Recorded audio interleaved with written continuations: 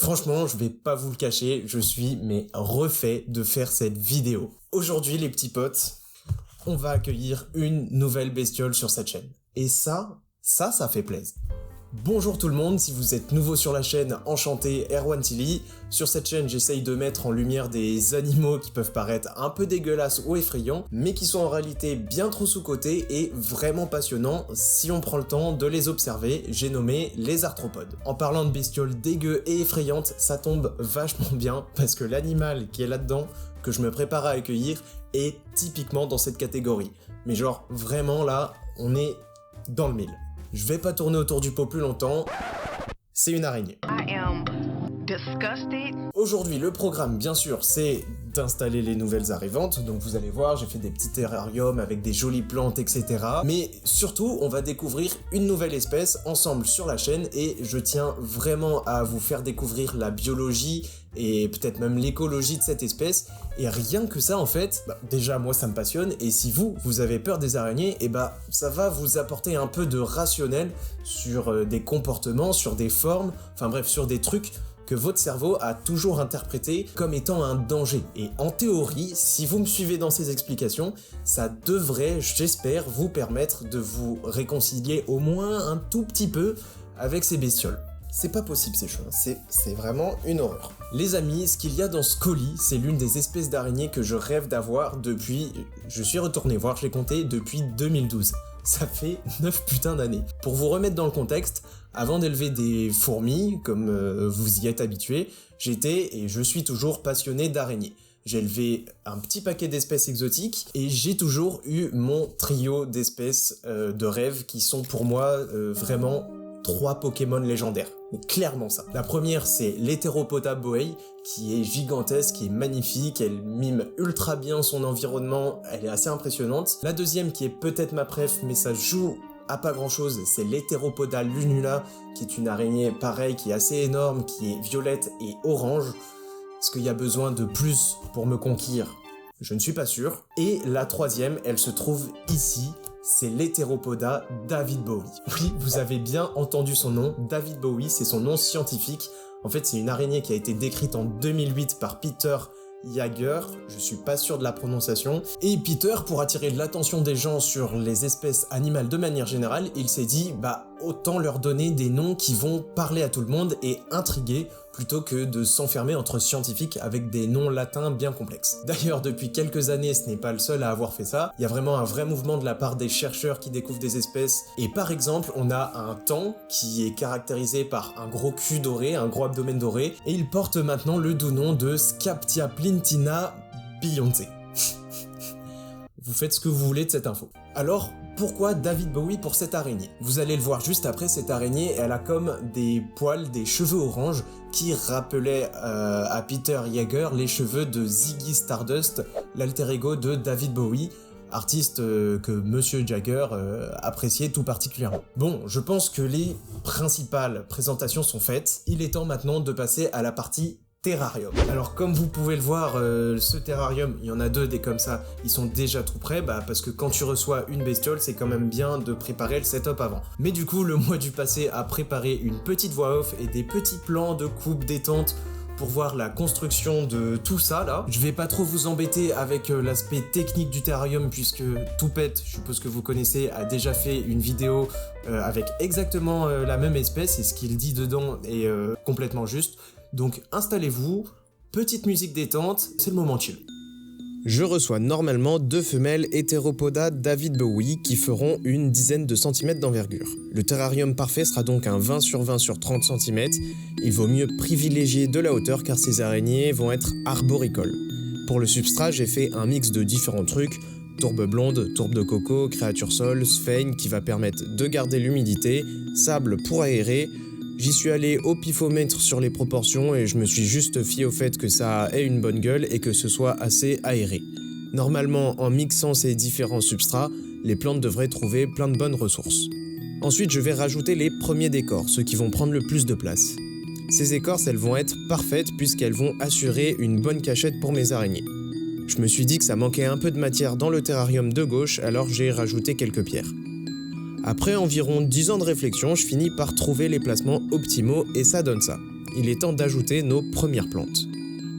On commence par la principale avec de grandes feuilles qui pourront servir de support à l'araignée, Monstera adansoni, un rejet dans chaque terrarium, ça commence déjà à avoir un peu plus de gueule. Ensuite, je vais mettre des petits Phytonia sur la partie avant du terrarium pour couvrir un peu le sol et rajouter un peu de couleur. On se rapproche de la fin, je voulais absolument avoir des broméliacées là-dedans, j'ai donc mis des Neoregelia. Pour bien les caler, je vais utiliser de la sphaigne.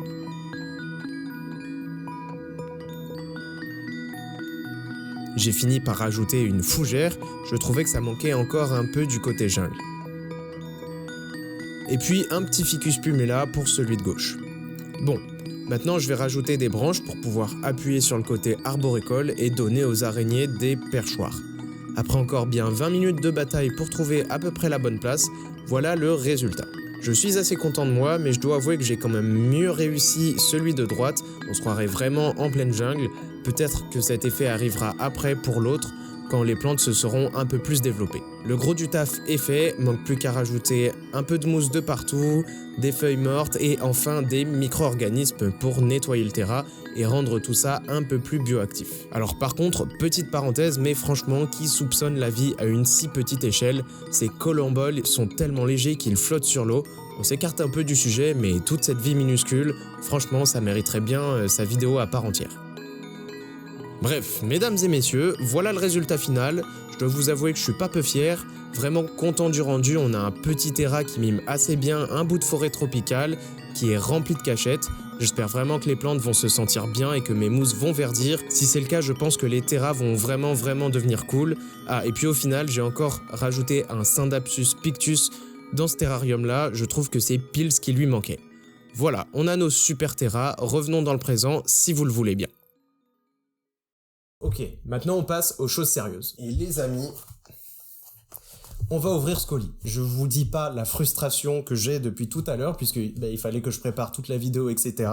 Et genre j'ai reçu mon colis aujourd'hui, je voulais trop l'ouvrir, et donc je voulais l'ouvrir en vidéo. Et du coup j'ai dû attendre d'être sûr que tout soit prêt pour la vidéo pour pouvoir l'ouvrir.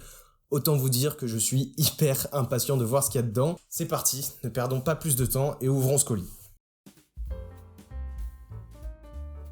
Petit journal, petite lecture, toujours important de regarder. On est sur un journal de type... Yes, ça s'en bat les couilles.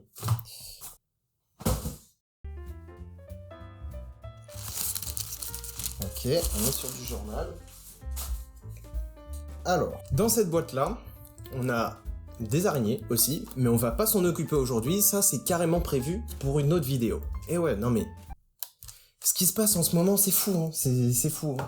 Le mec prévoit des vidéos et tout, mais carrément quoi, carrément. Oh putain. Là-dedans, j'ai deux femelles de la même espèce, Heteropoda David Bowie. Le gros truc là, c'est que le colis arrive assez vite, puisque là-dedans, elle va quand même être pas ouf, on est d'accord. Mais en théorie, ça devrait bien aller. Alors maintenant, il va falloir les transférer, ces araignées. Et ceux qui aiment pas trop les araignées, qui en ont peur, c'est maintenant que je veux vous parler. Transférer une araignée, et surtout ce genre d'araignée chasseuse, c'est quelque chose de délicat. Cette araignée, elle se déplace très vite, elle peut mordre éventuellement, et ça peut faire flipper. Je pense que c'est important que je vous explique pourquoi cette araignée, elle peut mordre, pourquoi elle se déplace à cette vitesse-là, et juste ça, en fait, ça va nous permettre de comprendre l'animal qu'on va avoir en face de nous et de réagir correctement face à son comportement. Les hétéropodas, ce sont des aranéomorphes. Ce ne sont donc pas des mygales, même si elles vont être assez grandes, vous allez voir. D'ailleurs, elles vont avoir un mode de vie assez différent. Heteropoda David Bowie est une araignée qui va vivre principalement dans les forêts tropicales de Malaisie et d'Indonésie, et elle va passer ses journées cachée dans les infractuosités de la forêt, si je puis dire. Et elle va juste sortir la nuit pour se nourrir. Ce sont en revanche des chasseuses hors pair. Elles n'utilisent pas de toile, enfin pas pour chasser, du coup elles vont directement sauter sur leur proie pour se nourrir. C'est d'ailleurs assez impressionnant à voir. Deuxièmement, il faut savoir que pour immobiliser sa proie, ces araignées elles vont servir d'un venin qui sort de leur crochet. Le venin va liquéfier la proie de l'intérieur et l'araignée va pouvoir siroter l'intérieur de sa proie tranquillement. C'est bizarre, c'est bizarre. Ce venin, il coûte métaboliquement très cher à produire. Ça demande beaucoup d'énergie à l'araignée. Et ça, c'est hyper important à comprendre. La principale défense de cette bestiole, c'est la fuite. Ces araignées, elles se déplacent très vite pour attraper leur proie, mais aussi pour ne pas en être une.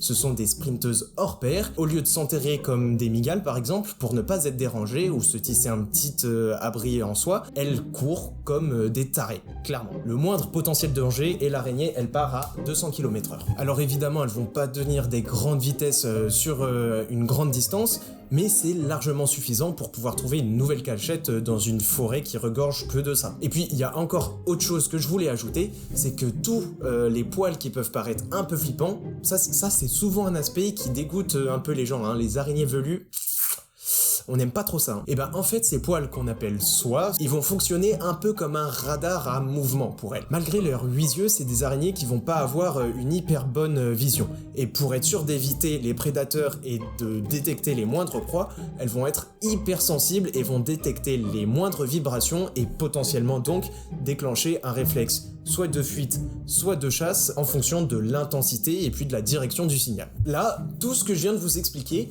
c'est hyper important pour comprendre et interpréter le comportement d'une araignée, et surtout de ce genre d'araignée. Le seul moment où ce type d'araignée peut mordre un humain, c'est si elle se sent prise au piège.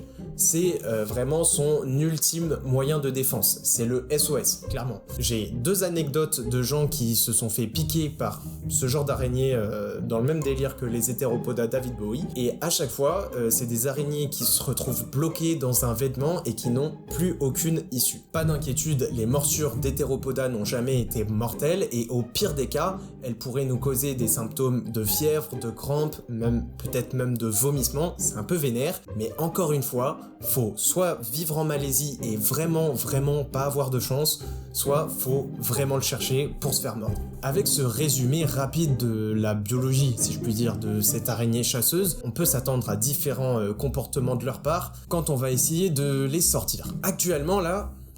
Ah mais en fait vous voyez pas depuis tout à l'heure.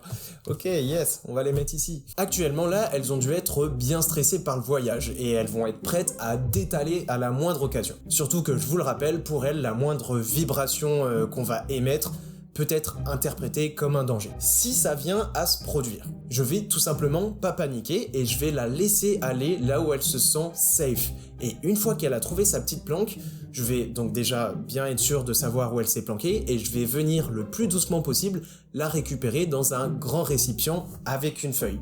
Vous connaissez certainement cette technique. Évidemment, j'ai un grand récipient juste à côté de moi et donc en théorie, même si l'araignée court, si je panique pas, que je la laisse trouver sa petite planque, j'ai aucun souci à me faire. Bon alors maintenant pour le transfert, le plus simple, et c'est ce que je vais faire, c'est que je vais carrément ouvrir ces boîtes-là dans le terrarium et ensuite je vais les laisser prendre possession de leur lieu et donc il y a quand même très peu de chances que les araignées se barrent. Une fois bien installées, je pourrai ouvrir le terra, les araignées elles auront choisi leur petite planque donc elles auront aucune raison de bouger et je vais pouvoir récupérer mes petites boîtes tranquille.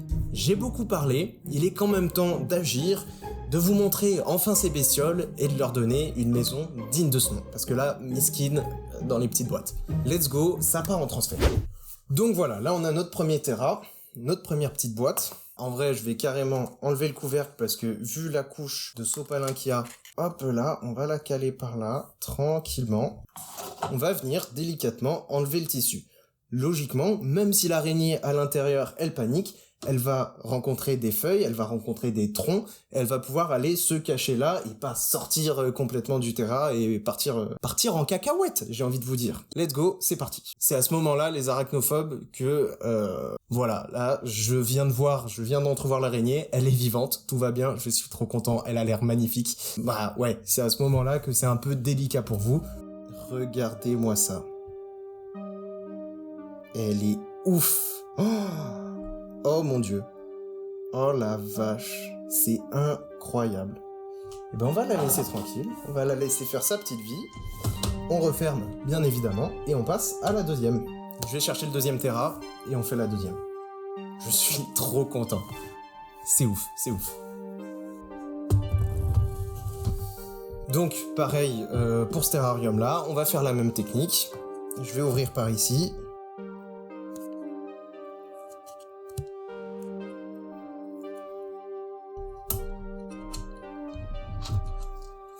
Hop là, et on va venir enlever délicatement le coton. Et waouh, ok, on a carrément des différences de couleurs de fou sur les deux.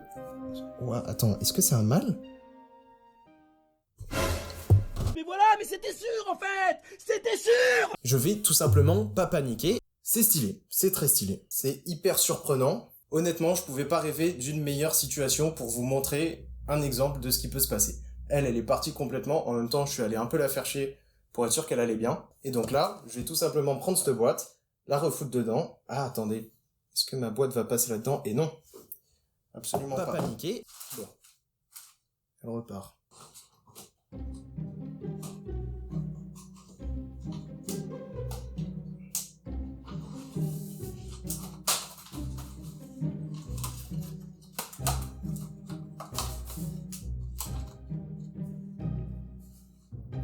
Voilà, donc vous voyez, je parle doucement parce que je me demande si elle peut pas sentir aussi les vibrations de la voix. Là, elle marche tranquille. Et là, quand elle se cale comme ça, là, juste comme ça, c'est qu'elle s'est trouvé son petit spot, tranquillement. Ça va être un peu relou pour la récupérer ici, par contre. Ça va être un peu relou. Ouhouhou! Il suffisait de demander. C'est toujours hyper... Oh la vache! C'est tellement vif.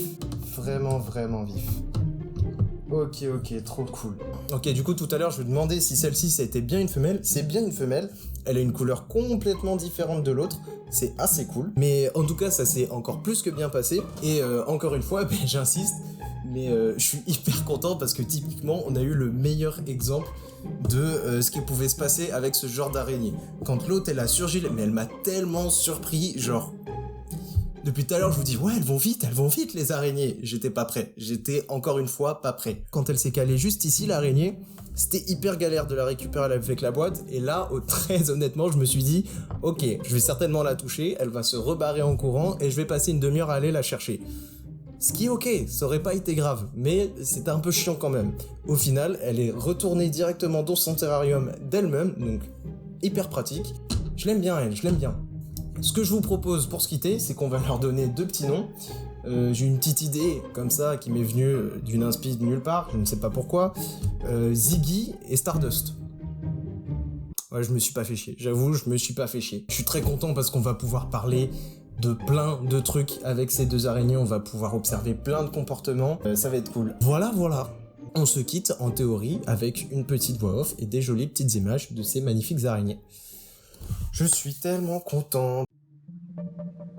Il n'est pas facile de faire des observations sur cette espèce d'araignée. Elle est nocturne et va passer toute la journée recroquevillée dans son coin. Il faut rester éveillé jusqu'à tard et être très discret pour pouvoir l'observer se déplacer et chercher de la nourriture. Mais quand je les ai observés se mouvoir pour la première fois, oui, j'ai dit mouvoir, je n'ai pas regretté ma nuit blanche. Elles m'ont paru tellement gracieuses, tous leurs mouvements semblent lents et réfléchis, rien à voir avec le comportement de fuite où elles fusent comme des dingues. La couleur, la taille, la pilosité de cette bête, tout la rend majestueuse. J'ai essayé de nourrir Ziggy à la pince et ça n'a pas marché, mais ça reste assez impressionnant. À l'heure actuelle, je n'ai pas réussi à capturer des instants de chasse, elles attendent toujours que je m'endorme avant de se nourrir, mais elles mangent bien et en voici la preuve. J'espère pouvoir bientôt réussir à filmer ça, d'ailleurs ça se passera sûrement sur Instagram si j'y arrive.